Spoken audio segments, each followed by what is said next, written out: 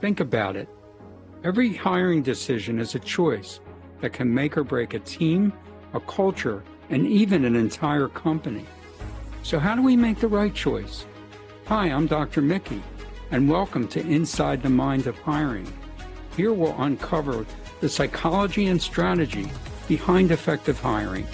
Because the right fit isn't just about skill or experience. It's about understanding people, their motivations, their strengths, and the shadows of their shortcomings. Together, we'll tackle the tough questions. How do we look beyond bias? How do we find the qualities that make people not just qualified hires, but the right hires? This is about identifying leaders who drive success, lift morale, and actualize a company's vision. Inside the Mind of Hiring starts now. Hi, everyone. This is Inside the Mind of Hiring, and my name is Dr. Mickey Feinberg, a business psychologist here in King of Prussia, Pennsylvania. So today's episode is titled A Leadership Lullaby. This episode is a continuing commentary on our recent series on questionable leadership practices. Last week, we talked about leaders sabotaging leaders inadvertently or advertently. And we talked the week before about blind leadership. They're seeing, but they're not seeing. In some cases, leaders may sleep at the switch, so to speak, even when they have a great opportunity to capitalize on strong momentum. It's amazing to me that leaders might sleep when they have an opportunity to capitalize on strong momentum. So I'm going to ask Dr. Pat about that soon. But a recent example was the WNBA All-Star week. As many of you know, the arrival of Caitlin Clark to the WNBA in 2022 brought a major increase in fan interest and game attendance, media coverage, and league and team revenues. She's another star, Paige Bueckers of Connecticut or UConn, as most of us know, has been complimenting veterans with great play and likely adding strong value to the league as well. And, as a player, the league's recent All-Star game was a good opportunity to showcase its best players and further accelerate its good fortune. So what has been the commentary on the All-Star game during All-Star week? That's the main event, the All-Star game itself. Did the event truly add value to the league's profile, or did it stall its momentum? Who is likely most responsible for the game's impact, and what could these principles learn and change in future showcase events? So this is what happened.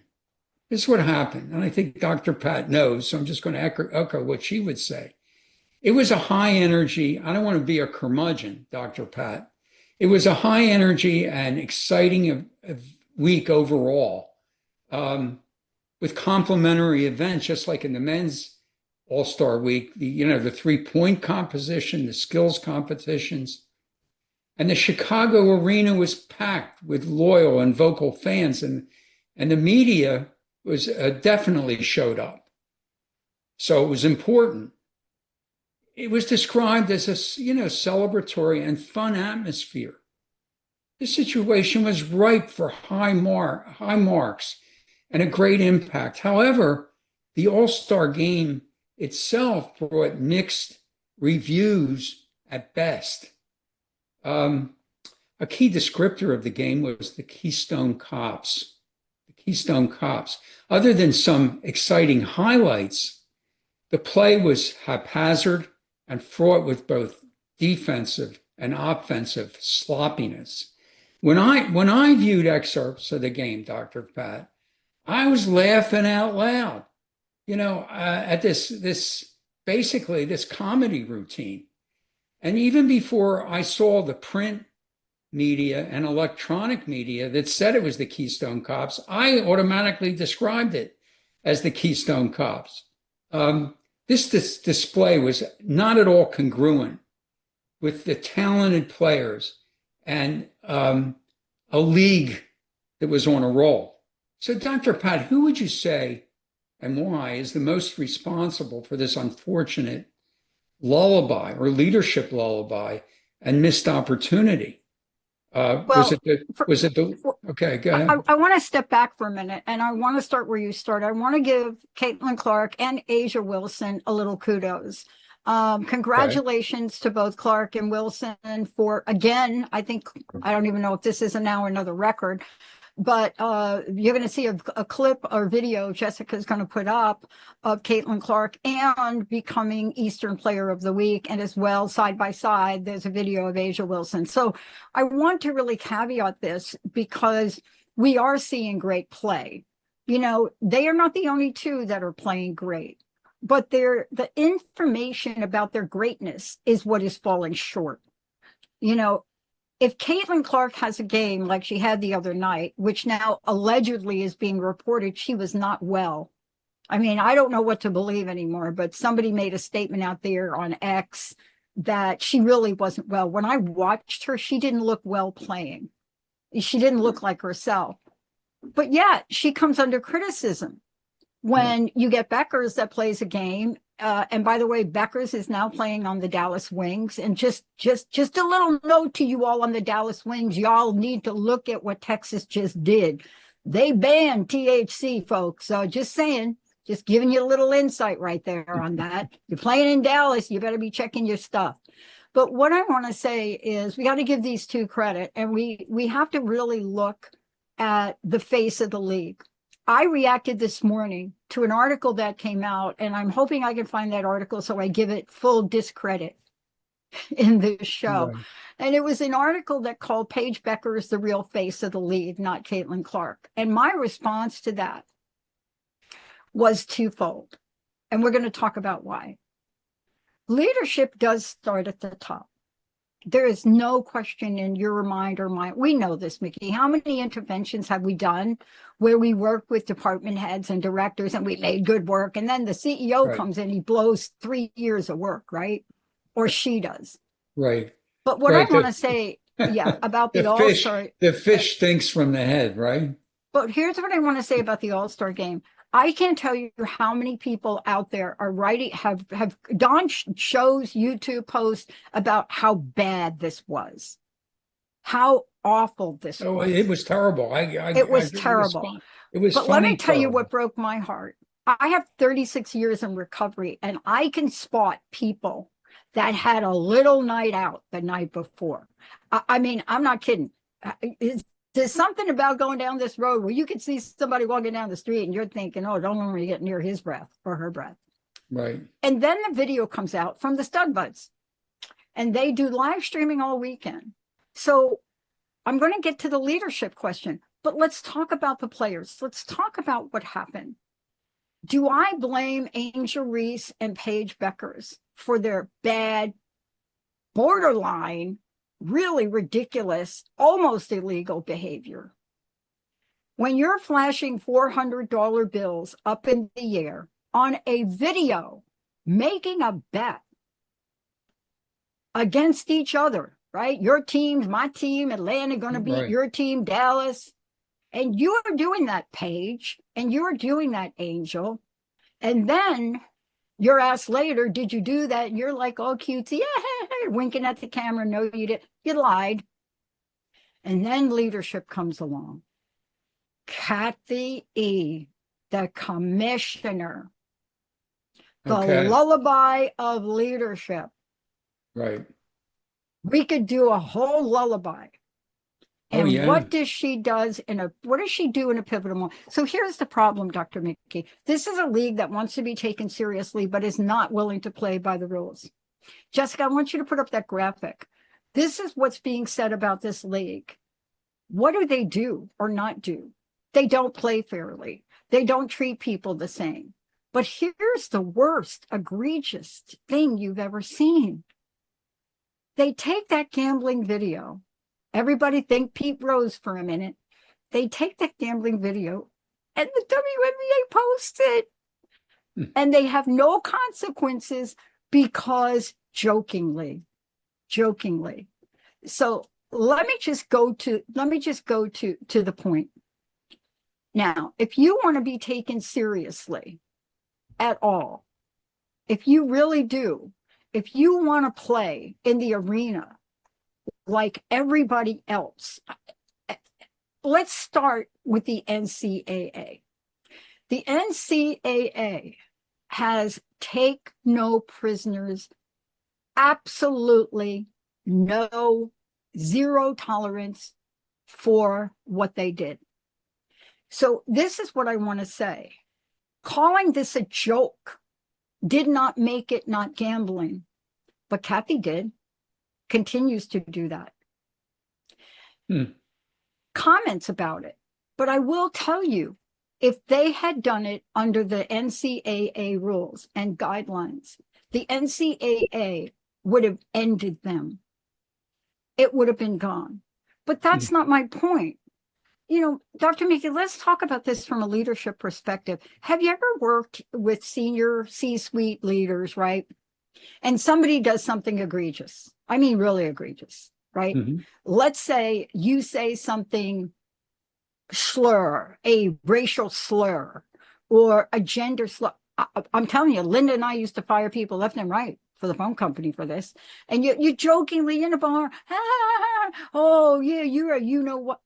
Not even on work premises, jokingly, you're gone. Right. So Kathy Engelbert and the WNBA are giving joking about gambling a pass. So Kathy, this is to you, leader lullaby champion. What you gonna do? I'm telling you, there's a little song about that. What you gonna do when somebody says something jokingly about somebody's race? What you going to do when somebody says something jokingly about the gay community? Right. What you going to do? What you going to do when somebody says something jokingly about you or a coach? You see, because now you have made joking on a disastrous thing that any other sports vehicle would have banned people, gotten rid of them, investigative. You made it a joke. And you know what you just did? You made the WNBA a joke. That's what you did.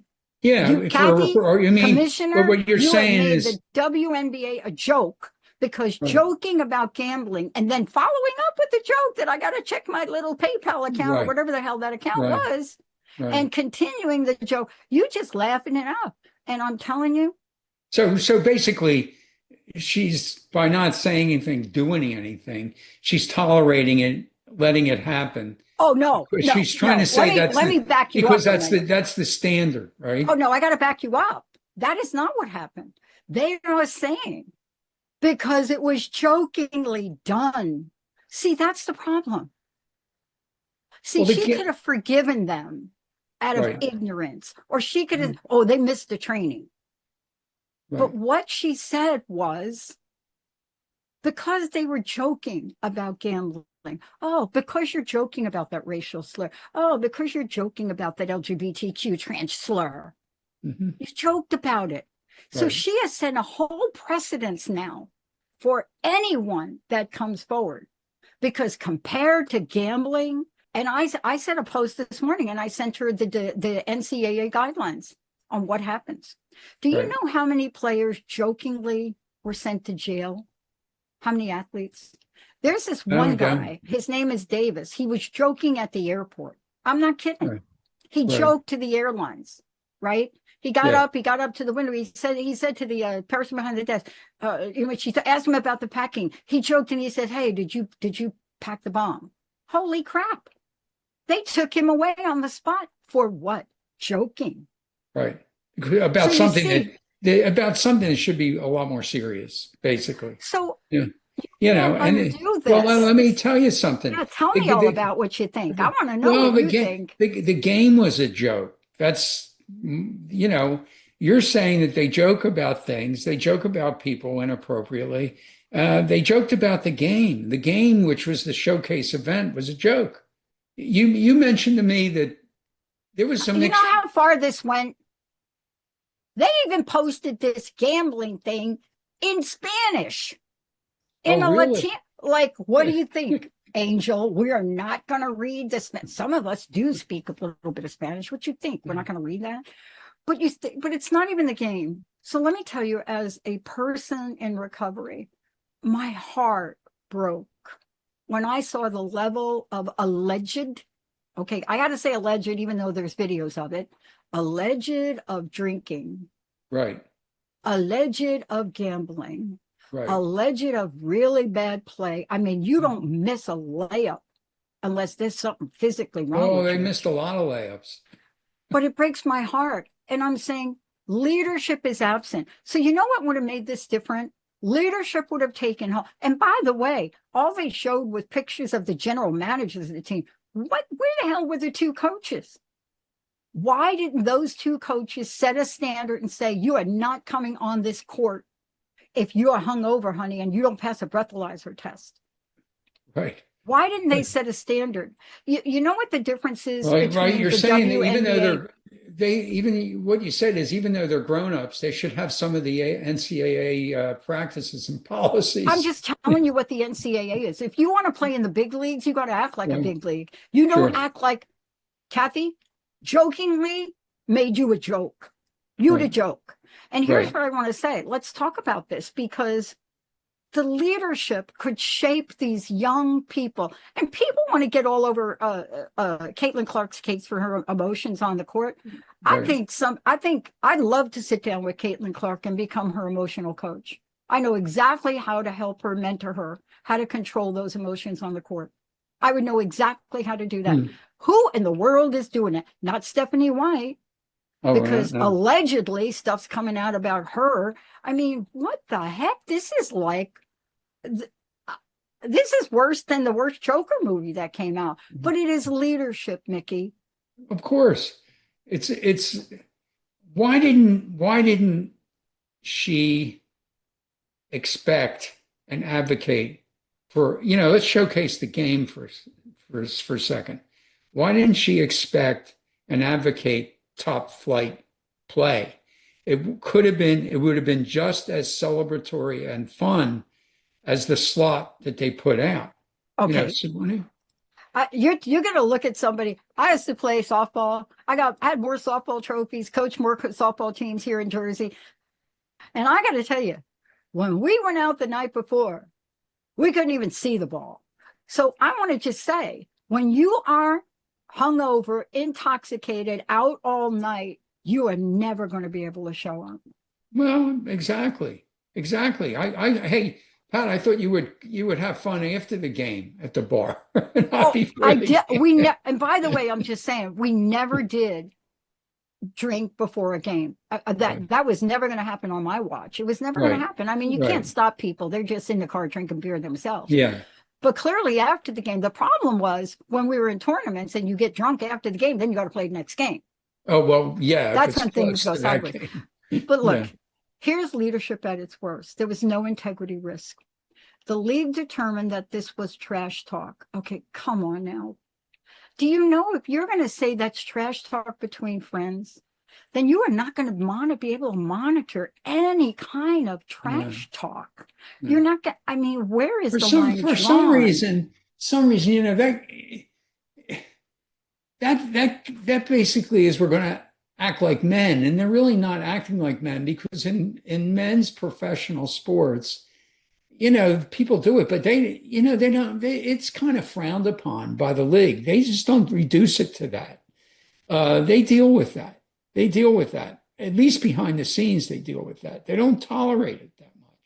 They don't. I mean, it's really clear. All of the critics that have come out have made a point that any male athlete in the NBA or NFL joked about a $400 side bet on their own game and then bragged about it, collecting the money after, Angel, they would likely face immediate suspension, massive league investigations. And once the league investigates you, okay, so here's what I want to say. This is what I said in my post. I said, newsflash. Uh-huh. Are you people forgetting that the Congress is watching you? Did you forget that? Hello, Yeah. Olivia Miles, you tripping up Caitlin Clark in the game the other night. Did you really have to do that? Don't you know that is out there in the Congress people's hands right now? You putting your leg out with the Clark, and then the other one is punching Cunningham in the face. So you all know that these people, they're not only watching you, they are copied on posts. No, my heart is broken because I am a sports fan. I have been an advocate for women in sports all my life, right, all my life. right. And as a matter of fact, I was one of the first people in my sport to demand to play in an open championship because women weren't allowed to. But you see, somebody made a post the other day and they said, Kathy should be replaced with Condoleezza Rice. And I said, I'm not sure I ever voted for Condoleezza Rice for anything, but she's got my vote. She's wow. Why don't we look at this leader and say, you got to go? Yeah, I mean, yeah, why don't they let her go and recruit somebody and hire somebody that's going to uphold standards of play and standards of conduct. It's like, why is she letting everybody get away with it? Did she act like that at Deloitte? I doubt it. Well, she has to be reminded of a few things. Let's leave people with a few She's got to be reminded that she's now the CEO of the WNBA. This is what she has to be reminded of. You want to get the acknowledgement that the men get. Here's what I want to say to you, Kathy. Trevor Davis airport incident, a joke, they call this. He joked at the ticket line. He was arrested on the spot. There was no kidding, and there were severe consequences. Right. Peter Friesma, hockey, Lando Norris, Gilbert Arenas, arrest on probation. These are cases that the leagues, that the WNBA might choose to be lenient based on their own public relation blunders. Both sports leagues and federal legal system generally maintain zero tolerance. And Kathy, you cannot hide from this. It's not going to go away. No, yes. Yeah, I believe the coaches should have stepped up. I believe the players, they're key stakeholders in this. They should have definitely stepped up and proactively. They should have gotten together and said, what do we want to show people? What do we want to advocate out there? How do we want to display ourselves? And I don't think anybody made them ask those questions and answer them as a group, and challenge them if they wanted this to be a drunken, fun, sloppy kind of display. I think it's if they want to go to the NBA standards, they got to start acting like they're serious about what they're doing. And it still could be fun and exciting and celebratory. You can combine they are past the point of no return unless they do something about the gambling, Mickey. I'm just going to tell you outright. Well, they are past the point of credibility. You're saying they're not just they're past the point. They're past the point. Right. And this so is what we have to keep. They got they're past the point of any credibility. But here's what I want to say. Despite a letter from Congress around Caitlin Clark, what we saw in the Lynx game the other night, the hit in the face to Cunningham, the tripping by Olivia Miles of Caitlin Clark, no fouls called, and Stephanie White, are you on sleeping pills or something that you can't get up from the bench and jump up and down? Right. Can't you say something, do something? And she doesn't see it. She doesn't see it, so she doesn't respond to it. She says she doesn't see it, so she's basically admitting she's blind. Well, one last thing. The clip of that trip, there is a referee looking right at it. This is not integrity. No. And there isn't a leader in the bunch. No. I mean, the players aren't taking enough accountability. The coaches are definitely not. And I would doubt that the team executives and owners are taking, much responsibility for this as well. I got to tell you something. If somebody made a racial or an LGBT slur or some slur against me jokingly, there is no, you know what? No such thing as a joke when it comes to harming other people or breaking laws and systems. Yes, officer, I was jokingly playing and going through that red light. Well, it You just want to laugh with right. me about that? Oh, wait, I jokingly was trying to see how fast my car went. Oh, Sha'Carri Richardson. What the heck is going on? What I'm, to me, it's the end result of compromising standards. And There we go. if you get into that mode, which is compromising, normal rules of engagement, professional rules of engagement, then you're not going to be as apt to compromise standards of play, standards of work. And that's what's being allowed to happen. So I think somebody from the league in a power position has to acknowledge this, or this league is going to be not taking advantage of opportunities. And I just told you who the leader was. They're going to go down. Run. We got to run.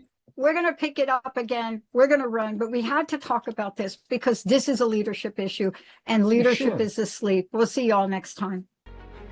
You have been listening to Inside the Mind of Hiring with me, Dr. Mickey Feinberg. Tune in the first and third Tuesday at 11 on Transformation Talk Radio to discover the psychology of making successful hiring decisions.